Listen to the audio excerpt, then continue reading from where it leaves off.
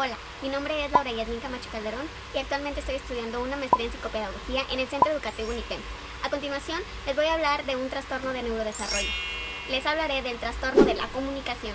Los trastornos de comunicación se caracterizan porque la persona afectada no es capaz de comunicarse de manera adecuada o aprenden a hacerlo de forma tardía, aún teniendo las capacidades mentales para hacerlo.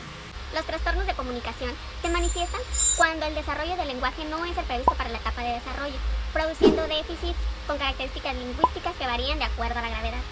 El dominio del lenguaje nos ayuda a comprender el entorno en el que vivimos, y normalmente esto sucede entre los 3 y 10 años de edad.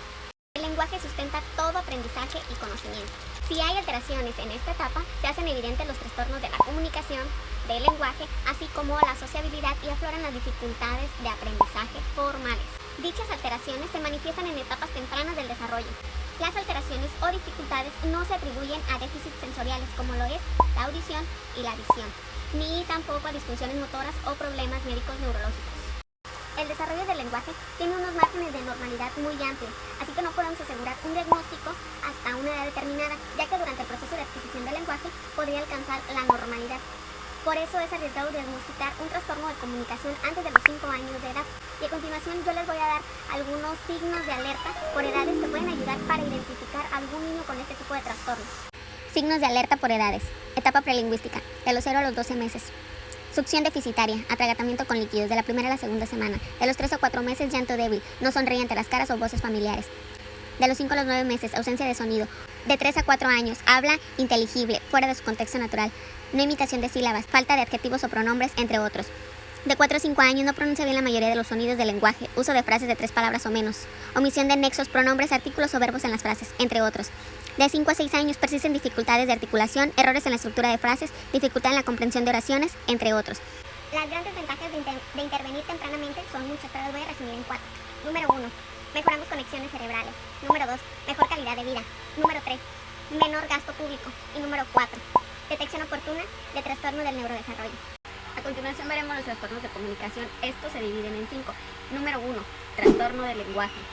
Las dificultades persistentes en la adquisición y uso del lenguaje son notorias de diversas formas. El hablado, el escrito, el lenguaje de signos. ¿Por qué? Porque dificultan la comprensión o producción de un vocabulario reducido, estructura limitada de frases, errores en la expresión. Pero además hay una comprensión del lenguaje inferior al nivel esperado de la edad. Número 2.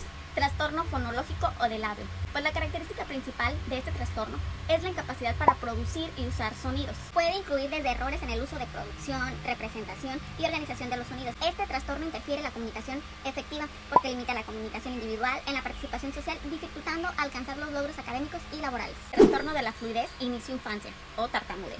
Este trastorno muestra dificultades en la fluidez normal y estructuración o patrón del habla, que es inapropiada para la edad del sujeto o habilidades de lenguaje esperadas. Palabras producidas con exceso de tensión física. Repeticiones de palabras monosilábicas, por ejemplo, yo veo. Estas alteraciones producen mucha tensión y ansiedad al hablar, lo que limita la comunicación efectiva, interfiriendo la participación social del individuo o afectan su rendimiento escolar y laboral. Habitualmente este tipo de trastorno no se produce durante la lectura, al cantar o hablar a objetos inanimados. Número 4. Trastorno de la comunicación social. Bueno, pues hay dificultades persistentes en el uso social de la comunicación verbal y no verbal.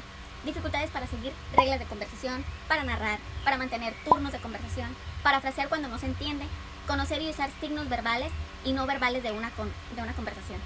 Así como también hay dificultad para comprender el significado del lenguaje no literal o ambiguo. Número 5. Trastorno de la comunicación no especificado. Bueno, pues este trastorno se caracteriza por un deterioro significativo en lo social, laboral u otras áreas del funcionamiento de la comunicación, pero que no cumplen todos los criterios para trastorno de la comunicación o del neurodesarrollo. A continuación les daré algunas adaptaciones que podemos implementar para apoyar en el aula a niños con estos tipos de trastornos. Por ejemplo, emplear apoyos visuales, como para marcar la rutina del aula o de la tarea. Por ejemplo, un pictograma que recuerde que hay que estar sentado.